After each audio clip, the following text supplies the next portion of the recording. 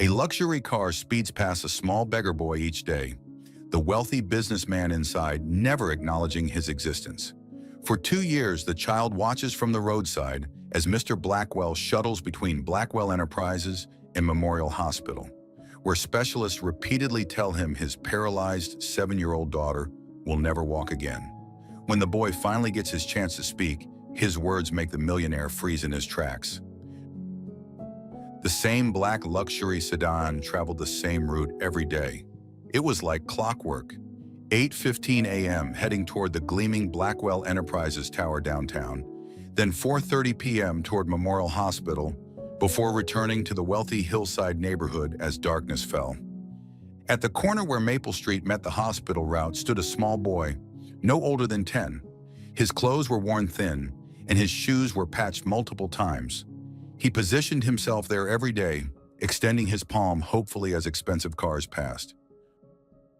Robert Blackwell's life hadn't always been defined by rigid schedules and silent car rides. 2 years earlier, his world had been vibrant, filled with his wife Caroline's laughter and their daughter Lily's endless energy, until the accident changed everything.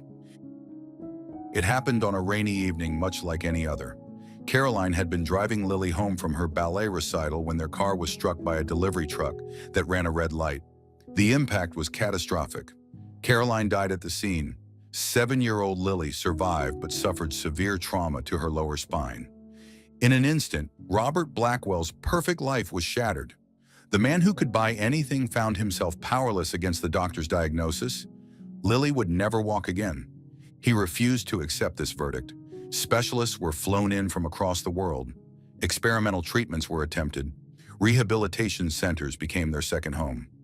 Robert threw his fortune at the problem, certain that someone somewhere could fix his little girl. But the answer remained that Lily's paralysis was permanent. The wheelchair became a symbol of his failure, a daily reminder that with all his power and resources, he couldn't protect what mattered most. As weeks turned to months, Robert watched his once vibrant daughter retreat into silence. Her toys gathered dust. The piano she had loved sat untouched. Even her smile, once lighting up rooms, appeared less frequently. After another disappointing appointment, Robert sat beside Lily in the back seat, staring at the medical files. The specialist had suggested they focus on quality of life rather than continue pursuing treatments, a polite way of telling him to give up hope. Robert couldn't bring himself to relay this information to Lily. Instead, he asked what she wanted to do. Her request surprised him. In a voice barely above a whisper, she asked if they could take a short walk outside the hospital grounds. Robert hesitated. They hadn't ventured into public spaces much since the accident. Lily had become self-conscious about her wheelchair, about the stares from strangers. But something in her pleading eyes made it impossible to refuse this simple request. He instructed his driver to wait and personally wheeled her along the sidewalk. As they rounded the corner, the beggar boy's eyes widened in recognition. For 2 years, he had only seen the black sedan speed past. Now its occupants were directly before him. Instead of extending his palm as he usually did, the boy straightened his posture and called out clearly. Sir, he knew how to make the daughter walk again. Robert froze mid-step. The words struck him like a physical blow. Anger rose in his throat. How dare this street child mock his daughter's condition? He considered calling security to have the boy removed, but Lily's presence made him reconsider. Instead, he turned the wheelchair around and hurried back to the waiting car. For days afterward, Robert continued to remember the boy's statement. Against his better judgment, he instructed his driver to slow down when passing the corner on his next hospital visit. The boy was there as always. Their eyes met through the window, and the boy repeated his claim, adding mysteriously that Robert would need to trust him completely. When Robert suggested bringing the boy to his mansion to discuss further, the child shook his head firmly. If they wanted his help, they would need to come to him instead. That evening, he discussed the encounter with Lily. For the first time in months, he noticed a flicker of something in her eyes. Not quite hope, but curiosity. When he asked if she wanted to meet the strange boy, her nod was immediate. The following morning, they arrived at the boy's usual spot. He was waiting, seemingly unsurprised by their appearance. The driver opened the door for him to join them. He told them to leave their car behind. Robert wanted to object, but something pushed him forward. They followed the boy through narrow, winding alleys into a part of the city Robert had never seen, despite living there for decades.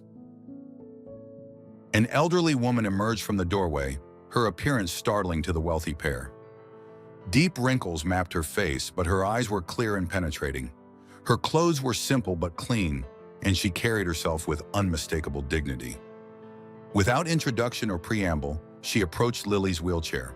The girl flinched initially, but remained still as the woman examined her with knowing eyes, gently touching her legs through the fabric of her expensive dress. After a moment of silence, the woman spoke. The daughter's legs weren't broken, she stated plainly. Her spirit was trapped by fear. Robert began to protest. He had medical scans, expert opinions, and evidence of physical damage to her spine. But the woman silenced him with a raised hand. She knelt before Lily and whispered something in the girl's ear. Then suddenly, the woman stood back and commanded in a powerful voice that filled the small yard, "Stand up and walk." The authority in her tone made Lily jerk reflexively in her chair. Robert started forward protectively, but stopped as he noticed something impossible happening. Lily's legs were trembling, not with the spasms the doctors had explained as nerve misfires, but with deliberate movement. Her hands gripped the armrests of her wheelchair tightly as she pushed herself upward. One hesitant step forward, then another. Tears streaming down her face, Lily actually walked, into her father's arms. His shock gave way to overwhelming emotion as he held his daughter standing upright for the first time in 2 years. The woman explained quietly that sometimes trauma locks itself in the body. Lily's paralysis had begun with physical damage, but had persisted because her spirit had convinced her that movement meant danger.